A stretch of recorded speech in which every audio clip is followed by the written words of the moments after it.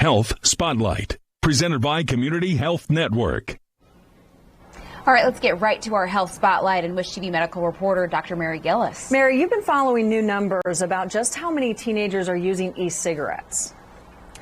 Drew and Jasmine, that report comes from the Centers for Disease Control and Prevention and suggests vaping is still very common for teenagers. The study estimates more than 2.5 million middle school and high school students used e-cigarettes this year. Of the teens who used e-cigarettes, more than 1/4 of them reportedly use them daily. And look at this number. Nearly 85% of teens who vape say they use flavored e-cigarettes. I want to bring in Wish TV medical expert and former U.S. Surgeon General Dr. Jerome Adams. Dr. Adams, you've dealt with e-cigarettes while Surgeon General. Does this report surprise you, and what needs to happen to reverse this trend? Well, it doesn't surprise me. As you've mentioned, I've dealt with this before. In 2018, I put out a Surgeon General advisory, the first of its kind in over 10 years, warning about the dangers of rising use of e-cigarettes. And as far as what people can do about it, first of all, you've got to know the facts. Parents and children need to know that nicotine is in these products. And unfortunately, when we survey young people, too many of them think that they are literally just intaking harmless water vapor. They don't understand there's incredibly addictive nicotine. They're designed to be as addictive or more addictive than cigarettes. Know the risks. We know that nicotine changes the way your brain works. It not only can make you dependent, but it can make you agitated. It can make concentration more difficult. It's not harmless for folks. And then take action. Parents, you can talk to your children or other young people you know about the dangers of e-cigarettes. Let them know the harm that nicotine in any form can have on their developing brain. And let them know that you have a strong stance against them using nicotine in any form, whether that's cigarettes or whether that's e-cigarettes. Dr. Adams, I want to ask you about a couple other things. President Biden announced significant changes to marijuana policy last week. I wanted to get your reaction. I know you're specifically concerned about impact on teenagers. Well, again, regardless of how you feel about adult use of these products, legal doesn't mean safe. We have alcohol that's legal. We have tobacco that's legal, but we don't tell kids to smoke cigars or to go out and drink a 40 of beer. I want young people in particular to know frequent marijuana use can impair your attention, your memory, and decision-making.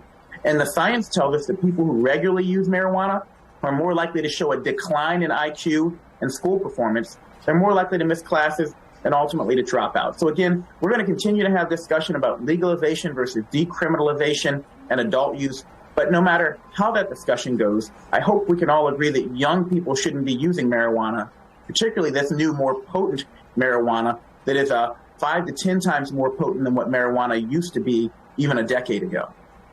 And another story we've been reporting on this morning, Butler University confirms basketball player Jalen Thomas will miss at least a month after being diagnosed with a pulmonary embolism. That's a blood clot in the lungs, something we don't often see in young athletes. Are you surprised to hear that diagnosis? How serious is this?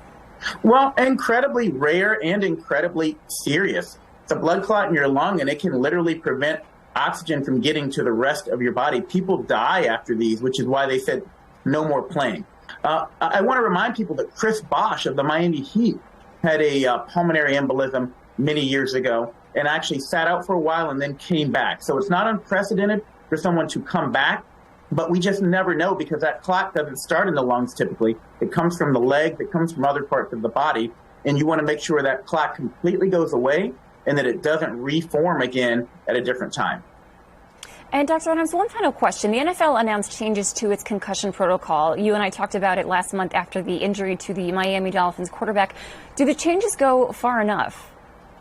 Well, those changes involve switching out gross motor instability, which is what the NFL used previously, for ataxia, a term that literally means without coordination. It can include loss of coordination, difficulty walking, or poor balance.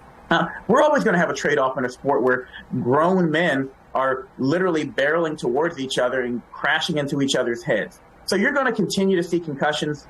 This is a step in the right direction to provide more protection, more safety. And again, what they said is if you have ataxia, it's a no-go. We don't care what the evaluation is.